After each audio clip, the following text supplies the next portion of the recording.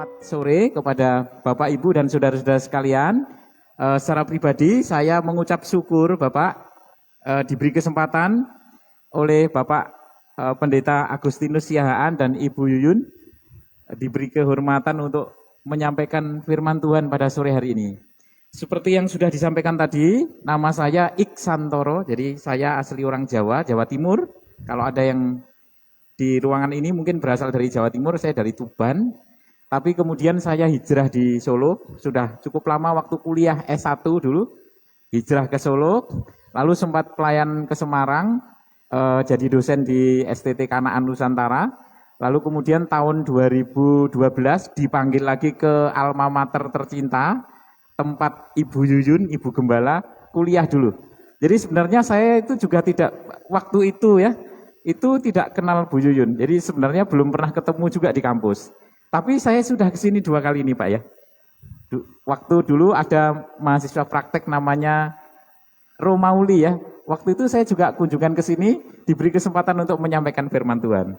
Dan hari ini kami diutus oleh kampus untuk mengunjungi alumni-alumni kami di Bali, sekaligus kalau ada kesempatan bisa ada persekutuan alumni begitu. Jadi kami berterima kasih sekali Pak Agustinus memberikan kesempatan dan juga Ibu Yuyun untuk menyampaikan firman Tuhan. Nah, sehingga mohon maaf juga saya menggunakan jin dan hemnya agak pendek karena sebenarnya kami tujuannya itu ke sini untuk mengunjungi alumni, lalu kami juga ikut rombongan wisata. Jadi ada 6 bis.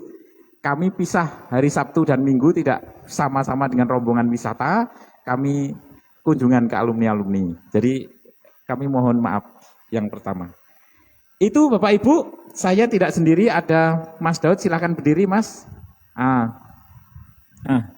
Ini juga alumni kami juga, jadi namanya Daud Triwibowo Putro Wijoyo, jadi panjang banget namanya, susah mengingatnya, panggil saja Mas Daud. Kalau saya statusnya sudah terakreditasi, kalau ini belum terakreditasi, hampir baru mengajukan izin operasional. Maksudnya sebentar lagi beliau akan menikah nanti ya. Jadi masih betul-betul single beliau, tapi sudah punya calon dan kelihatannya awal tahun depan akan segera menikah, begitu ya. Lalu tadi sudah disebut kami dari STT Berita Hidup, ibunya Mas Yose tadi, mana ya Mas Yose tadi ya? Mas Yose di belakang ya. Itu di Yayasan Berita Hidup. Jadi kami sebenarnya satu kantor, saya di STT Berita Hidup, Ibu Tri, ibu daripada Mas Yose, pemain bass kita tadi, itu di Yayasan Berita Hidup sebagai Ibu Menteri Keuangan ya, Ibu Bendahara Yayasan beliau. Jadi kami tidak boleh main-main, nanti gaji kami tidak dikeluarkan kalau nggak baik-baik sama anaknya gitu ya. Itu Bapak Ibu, terima kasih sekali diberikan kesempatan. Bapak Ibu, karena waktu kita tidak panjang, kita hanya ibadah sampai jam 6 Pak ya. Maaf, sampai jam 7, ini waktu Indonesia bagian Barat. Sampai jam 7 tidak panjang, jadi kita akan langsung membuka Alkitab kita dari 2 Timotius pasal yang kedua ayat 14 sampai 26. Nah, pembacaannya agak sedikit panjang.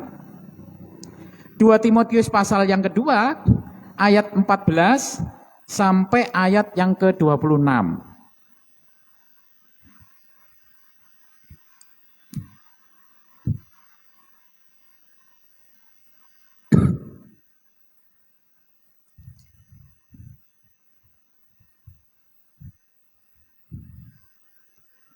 Sudah ketemu Bapak Ibu? Oh, di depan juga ada ya? Baik. Karena di depan mungkin juga ditayangkan, itu udah ditayangkan. Kita akan baca bersama-sama kecuali yang khotbah ya, karena yang khotbah nanti akan ngomong terus ya selama tinggal 25 menit lagi atau kurang. Bapak Ibu yang membaca ya. Bersama-sama, saya hitung ya. 1, 2, 3.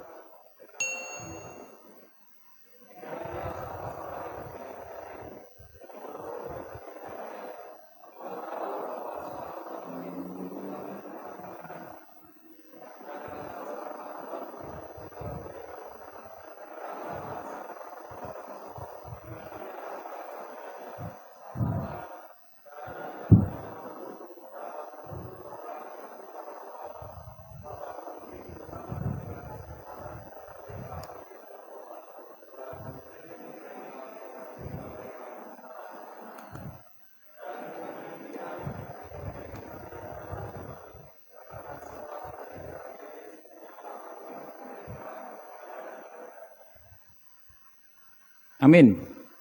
Puji Tuhan Bapak Ibu, kita sudah baca. Saya akan ulang satu ayat saja. Jika seorang menyucikan dirinya dari hal-hal yang jahat, ia akan menjadi perabot rumah untuk maksud yang mulia. Ia dikuduskan, dipandang layak untuk dipakai tuannya dan sediakan untuk setiap pekerjaan yang baik. Tema renungan kita pada sore menjelang malam hari ini adalah menjadi alat yang mulia bagi Tuhan. Saya rasa kalau semua kita ditanya, apakah ada di antara kita ya yang mau dipakai oleh Tuhan gitu, pasti saya yakin, saya pastikan jawabannya pasti mau. Nah, dan saya yakin kalau kita ditanya apakah kita mau dipakai oleh Tuhan untuk setiap pekerjaan Tuhan, jawabannya pasti juga mau. Saya pikir tidak ada orang yang tidak mau dipakai oleh Tuhan untuk setiap pekerjaan Tuhan, menjadi alat yang mulia. Tadi dikatakan berarti ada sesuatu yang tidak mulia, jadi ada pekerjaan-pekerjaan yang mungkin tidak mulia dan mungkin kita tidak dilibatkan gitu. Nah, pada kesempatan ini kita mau belajar menjadi alat yang mulia, bukan alat yang tidak mulia untuk setiap pekerjaan Tuhan. Tentu ada kriterianya. Tuhan memilih orang untuk menjadi alat yang mulia bagi setiap pekerjaannya. Apa kriterianya Bapak Ibu? Agar kita menjadi salah satu bagian dari alat Tuhan yang akan dipakai oleh Tuhan untuk setiap, saya katakan ya, setiap pekerjaan yang mulia dari Tuhan. Tentu kita ingin semuanya itu. Kita akan lihat kriteria yang pertama. Saya menggarisbawahi Bapak Ibu di ayat yang ke-15. Mari kita kalau mau tampilkan juga boleh. 2 Timotius pasal 2 ayat yang ke-15. Kita tadi sudah baca, saya menggarisbawahi kata layak di situ ya. Usahakanlah supaya engkau layak di hadapan Allah. Jadi kata layak itu menjadi kriteria utama, kriteria pertama bagi setiap kita, setiap anak-anak Tuhan yang rindu dipakai oleh Tuhan untuk menjadi alat untuk setiap pekerjaan Tuhan yang mulia, bukan pekerjaan yang tidak mulia, untuk setiap pekerjaan yang mulia. Jadi kriteria yang pertama saya mendapatkan di ayat yang ke-15 itu, menjadi layak, tapi dalam pandangan Tuhan. Nah gitu. Kalau layak dalam pandangan manusia itu pasti berbeda. Ketika bangsa Israel memilih seorang raja yang untuk menggantikan Saul, nah waktu dia datang ke keluarga Isai, nah maka yang disodorkan itu bukan Daud. Yang disodorkan saudara-saudara Daud. Kenapa? Karena dalam pemandangan keluarga Isai, Daud itu tidak masuk dalam kriteria seorang raja. Maka yang disodorkan bukan Daud. Yang disodorkan siapa? Saudara-saudaranya. Tapi kemudian Tuhan justru melihat Daud, seorang yang mungkin tidak berpengalaman sama sekali, seorang gembala domba. Tapi dalam pemandangan Tuhan, orang ini layak. Nah itu, layak dipakai menjadi alat yang mulia bagi Tuhan. Apa sebenarnya arti kata layak di sini? Saya mempelajari dalam bahasa aslinya, sebenarnya kalau diterjemahkan, kalau diartikan ya pakai bahasa saya gitu, pakai bahasa saya gitu, saya terjemahkan sendiri, itu kata layak itu bisa diartikan disetujui atau diterima. Jadi untuk sampai pada posisi kita disetujui, lalu diterima oleh Tuhan menjadi salah satu alat Tuhan, maka kita akan melalui serangkaian tes atau uji coba. Jadi saya sering menggambarkan, kalau seseorang masuk ke sebuah perusahaan tertentu, maka ada syarat-syarat, ada kriteria-kriteria yang harus dipenuhi. Dan biasanya itu setelah tes, mungkin tes tertulis gitu ya, ada di bagian akhir itu namanya tes wawancara gitu ya. Dan itu saya lihat itu di lembaga rohani itu wawancara itu justru lebih menentukan ketimbang tes lisannya. Mungkin secara IQ, kepandaian, kepintaran mungkin dia di bawah. Tapi berdasarkan tes wawancara, masuk nih orang, masuk kriteria kami. Karena kami dulu punya teman menurut saya gitu ya, waktu dia melamar di satu lembaga rohani Kristen di kota Solo, menurut saya orang ini pinter secara akademis. Jadi kampus itu pinter orangnya. Tapi ketika dia tes wawancara tidak lolos. Nah, jadi dia melihat, memandang, sebenarnya saya ini bisa masuk. Keluarganya mungkin melihat, menurut pemandangan keluarga, menurut pemandangan kami teman-temannya, orang ini pasti diterima, orang ini pasti layak. Tapi ternyata ketika tes wawancara gugur, nggak diterima. Jadi menurut pemandangan pimpinan yayasan atau bagian personalia, orang ini tidak layak masuk bagian dari lembaga kami, dari yayasan kami. Seperti itu. Nah Bapak Ibu, kita dikatakan tadi ya, untuk menjadi alat yang mulia bagi Tuhan, maka kita harus menjadi layak dalam pemandangan Tuhan. Disetujui, lalu diterima oleh Tuhan, ditok gitu, ditandai orang ini layak, orang ini diterima, orang ini disetujui, menjadi bagian. Dan suatu saat pada titik tertentu saya akan pakai orang ini. Karena sudah masuk kriteria saya. Karena sudah disetujui dan saya terima orang ini berdasarkan serangkaian tes. Bapak Ibu, dalam teks yang kita baca tadi, Paulus menjelaskan kata layak itu dihubungkan dengan perkataan. Kita tadi sempat lihat ya, layak itu dikaitkan dengan perkataan. Tidak seperti Himeneus dan Filetus. Tadi sempat dua nama itu disinggung ya, kalau kita sempat perhatikan tadi. Dalam 1 Timotius ada tokoh namanya Himeneus dan Alexander yang disinggung juga. Jadi seorang yang yang mengajarkan ajaran palsu.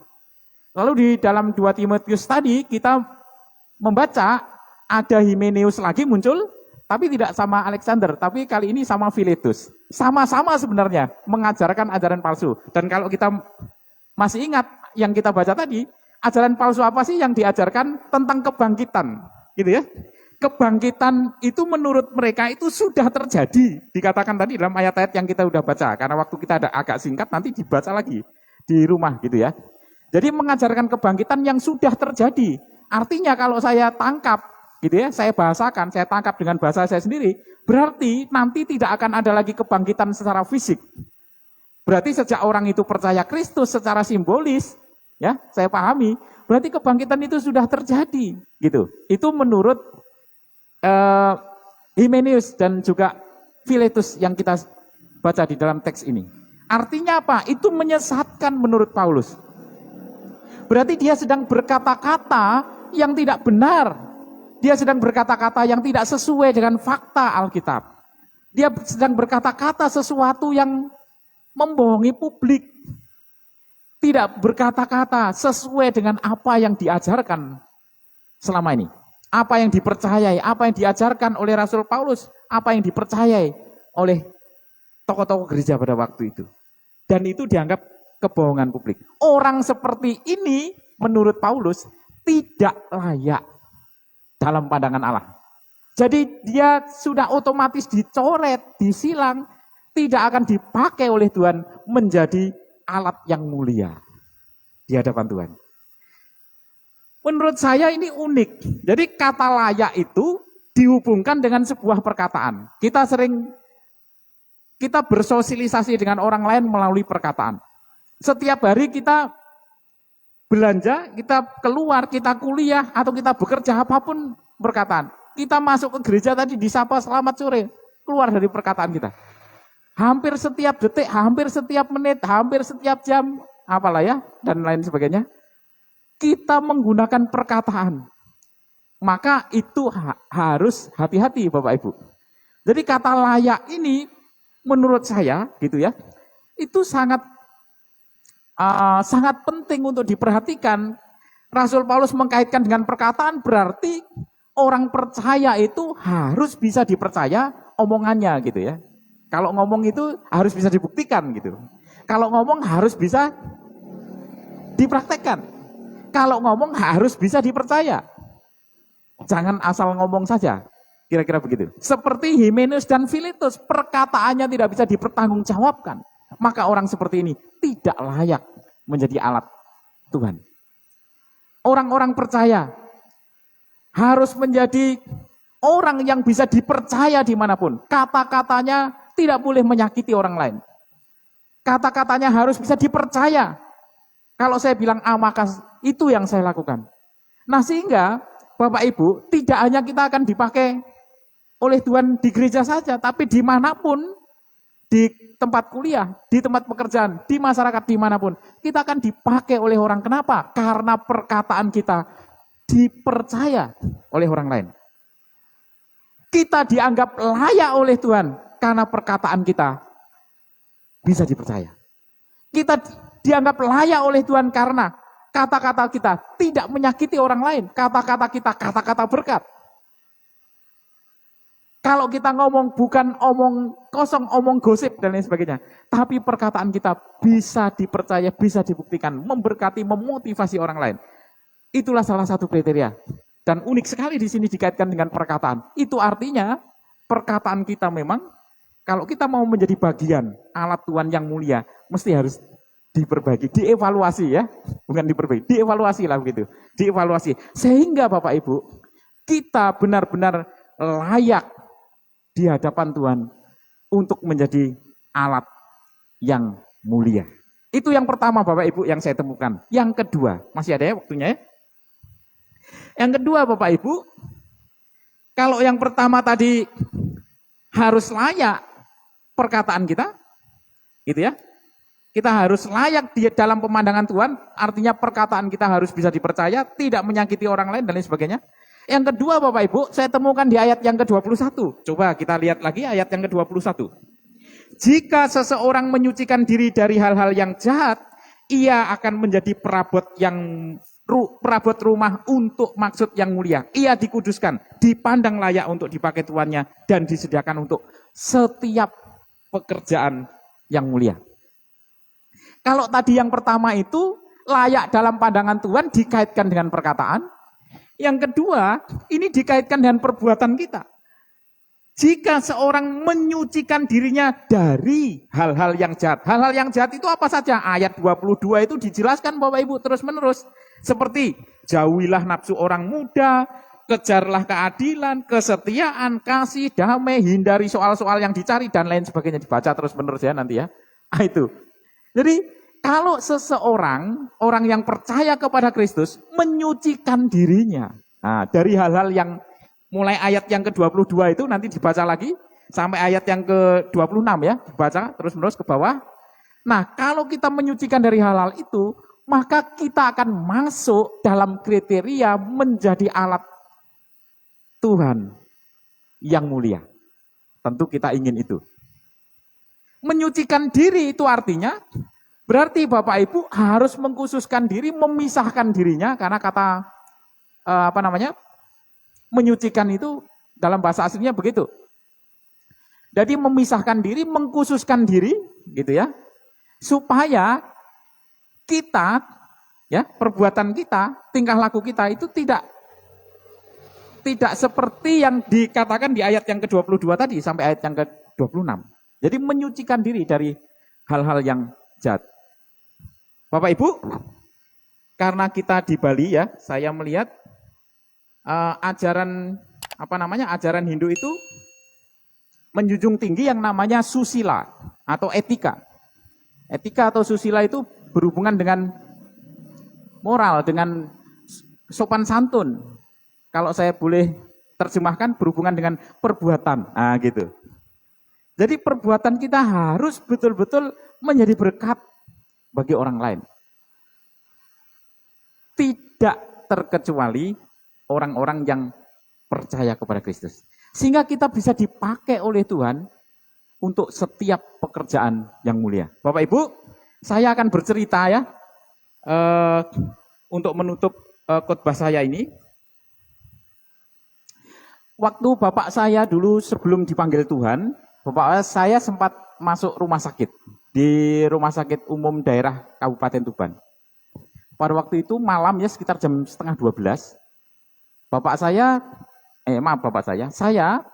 kan tidak bisa tinggal di dalam ruangan itu karena kan tidak boleh dijaga lebih dari satu orang. Yang jaga di dalam ruangan itu ibu saya. Nah, saya sama kakak saya itu di luar ruangan. Nah, jam 11:30 itu ada seorang ibu yang panggil ibu saya karena suaminya diganggu setan, gitu. Jadi dia ketakutan luar biasa, lalu dia minta tolong pakai bahasa Jawa tapi ya. Saya bahasakan Indonesia.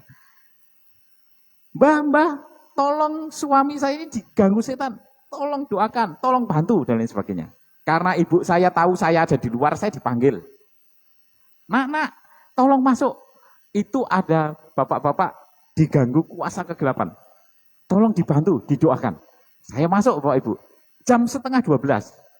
Jadi Bapak itu teriak-teriak ketakutan luar biasa. Karena Bapak ini tidak seiman dengan kami. Kami satu-satunya yang percaya Kristus pada waktu itu di ruangan itu.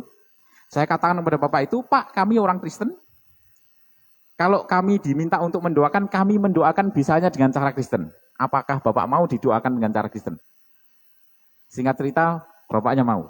Akhirnya kami doakan Bapak Ibu. Jadi dia ketakutan karena ada banyak anak-anak kecil yang mengerubungi dia. Dan dia seperti digoyang-goyang tempat tidurnya itu. Ketakutan luar biasa, keringat dingin begitu. Ketakutan luar biasa. Lalu kami doakan bersama dengan ibu saya.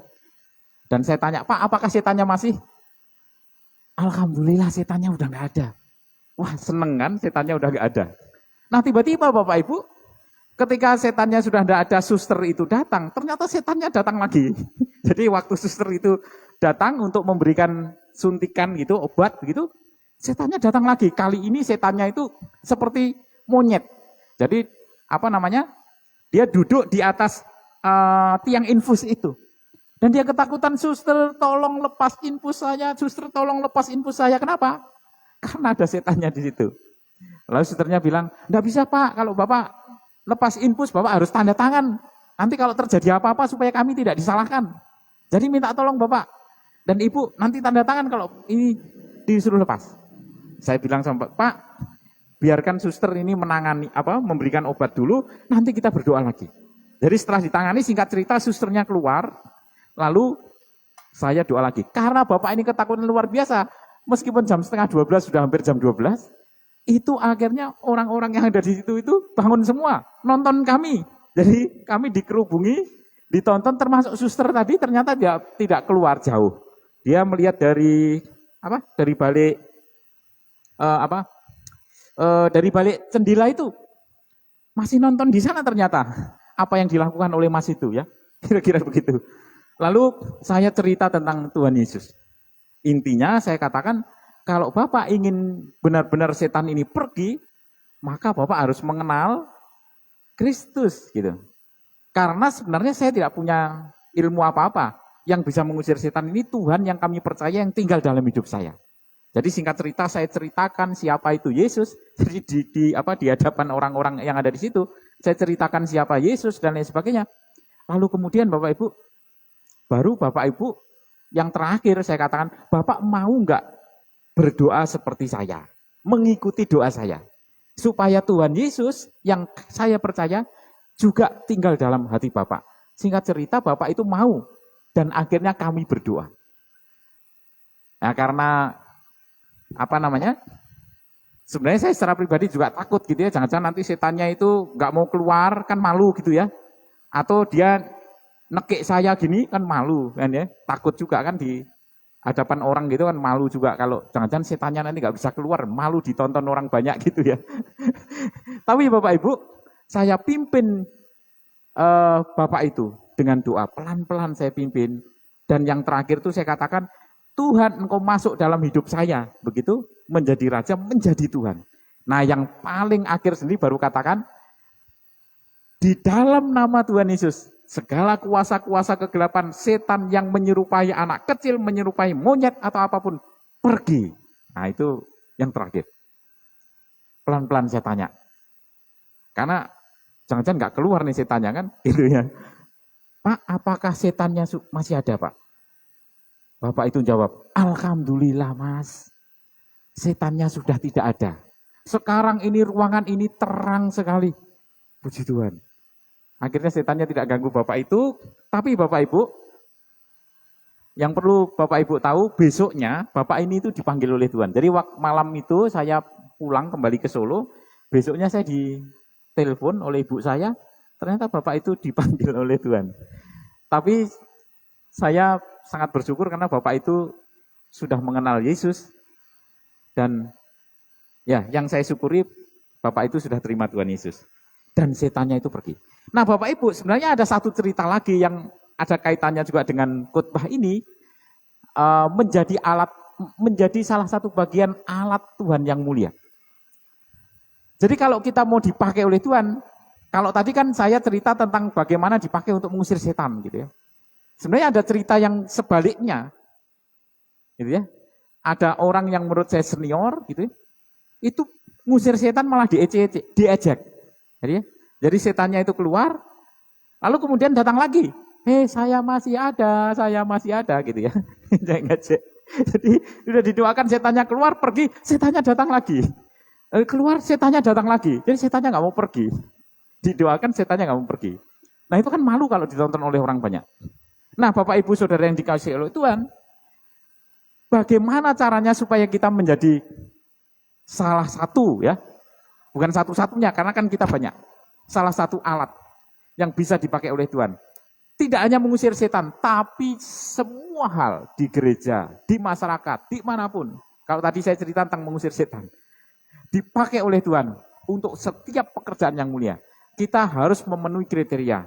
Yang pertama tadi, layak di hadapan Tuhan. Perkataan kita harus menjadi berkat, bisa menjadi orang yang dipercaya oleh Tuhan. Yang kedua, menyucikan diri dari segala sesuatu, saya simpulkan saja, yang tidak berkenan di hadapan Tuhan. Baca sendiri ayat 22 sampai ayat 26. Kalau kita mau dipakai oleh Tuhan menjadi alat yang mulia, kita mesti memiliki sesuai dengan khotbah kita. 2 Timotius pasal yang kedua tadi. Layak perkataan kita dan menyucikan diri dari hal-hal yang jahat. Kita berdoa Bapak Ibu.